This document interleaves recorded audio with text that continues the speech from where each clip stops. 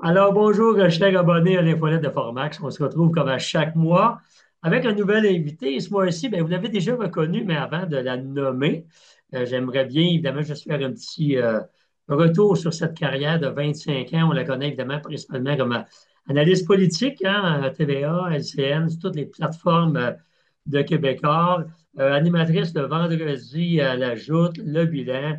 On la voit et on la retrouve sur tous les gros événements là, analyse politique, mais d'autres commentaires sur tout ce qui se passe dans l'actualité. Alors, bonjour, Emmanuel Latraverse. Bonjour! J'ai sûrement oublié plein de choses, là, mais bon, on essaie de faire un résumé. Alors, Emmanuel, écoute, tu fais partie de l'équipe Formax depuis quelques mois avec des conférences. On est bien fiers de t'avoir parmi nos rangs. Juste dans ce petit clip-là, on aimerait un petit peu que tu puisses résumer le genre de sujet que tu traites. Puis les gens vont être surpris parce qu'ils vont s'attendre à ce que tu parles de politique. Et oui, il y a un sujet où tu en parles, mais tu parles de d'autres sujets qui font partie de ton vécu, mais qu'on peut-être qu'on ne s'attend pas à ça. Alors, de quoi tu nous parles, Emmanuel? Ben, c'est sûr que je vais vous offrir une conférence politique, là. Je veux dire, je pense à ça à peu près 20 heures sur 24 dans ma vie. Je fais ça depuis 20 ans. Puis, ce que je vous propose, c'est de regarder le moment dans lequel on est sous un angle différent. Depuis que Trump est arrivé au pouvoir, on est beaucoup dans la logique de la peur, de la crainte, de l'inquiétude des conséquences que ça a. Mais la réalité, c'est que c'est aussi une occasion assez unique pour le Canada de finalement sortir de sa complaisance. Tu sais. Le Canada, nous, on est le pays des casques bleus, on est un pays du G7, les États-Unis nous protègent, puis et on peut plus se permettre ça.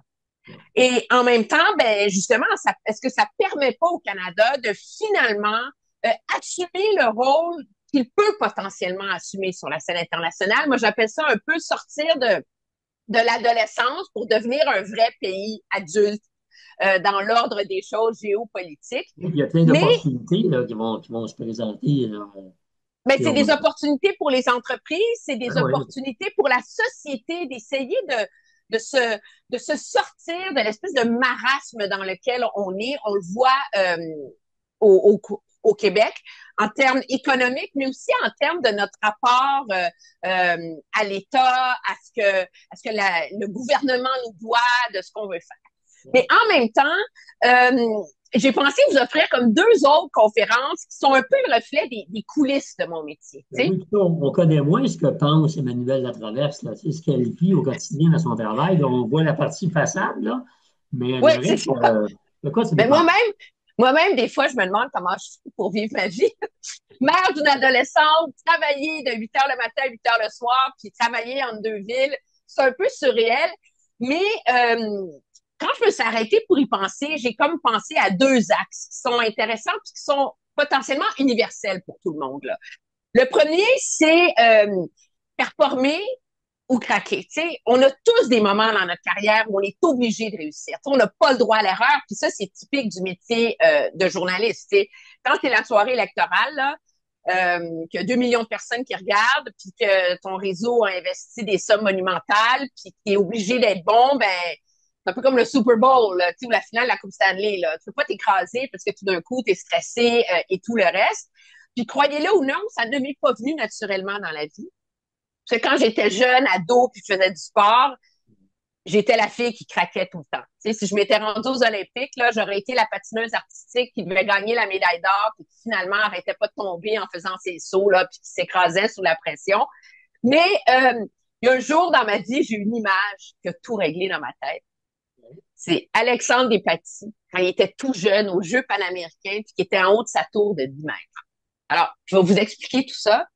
Quand on se remet dans ce contexte-là, ça nous donne des outils pour réussir à surmonter ces moments-là, puis à se calmer, puis à les apprécier aussi. Pour éviter de L'autre craquer, enjeu, on ne veut pas craquer, tu sais, tout le monde en a ben peur non, de ça. Alors, quand on a ben des tout le monde outils a de peur de l'erreur, ça. ben oui, on a des Mais outils. au-delà de se dire je suis capable, là, il y a des façons d'y arriver. Puis l'autre enjeu, c'est le lâcher prise.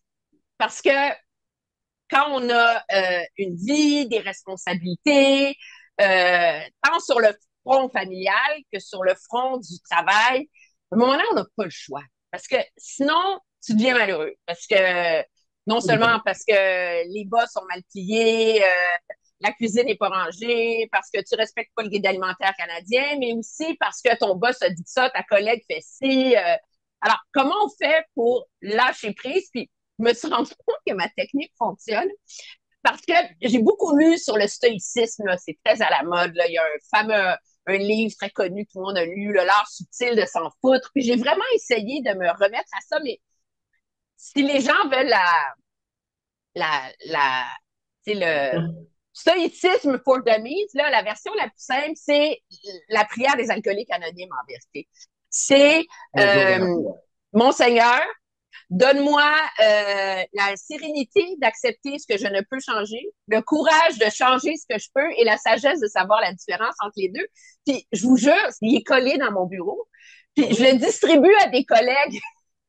Tu sais, quand il y a une crise de nerfs, là, je dis, non, non, regarde. Puis là, les gens au bureau, ils me demandent ma petite prière. Ça fait beaucoup rire. Alors, je vais vous expliquer comment on peut intégrer ça à sa vie, puis comment finalement ça nous permet de nous grounder. Parce que le but, c'est de juste se préoccuper de ce qu'on contrôle, de ce qui compte. Ça apaise immensément et ça amène beaucoup de sérénité, tant au travail que dans la vie. Mais c'est un travail de longue haleine, mais il n'est jamais trop tard pour commencer.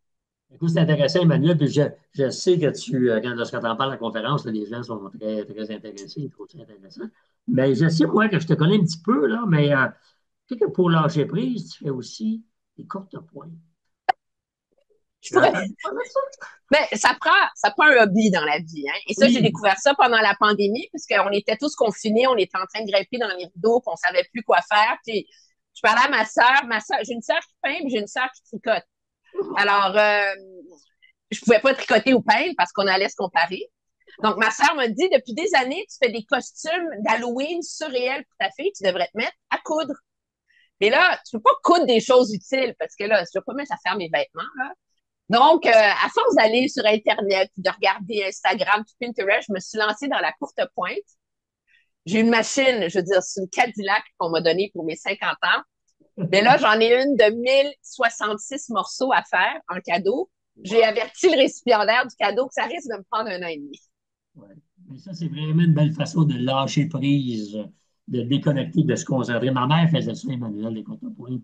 C'est d'excellents souvenirs de ça. Puis je trouve que ça manque peut-être aujourd'hui de voir des belles courtes pointes faites à la main comme ça. Alors, bravo pour ce que tu fais. Je suis sûr que les Mais gens vont oui, être je vous en surpris. montrerai dans ma conférence. Non, mais la courte pointe aussi, ça rejoint le lâcher prise. Ah oui. Parce que c'est mathématique, il faut que tes coins sont alignés, que tes coutures soient de la bonne longueur. Donc, Ouais. tu passes à peu près 275 heures à la faire. Puis après ça, quand elle est finie, elle n'est pas parfaite. Elle n'est pas comme sur le patron.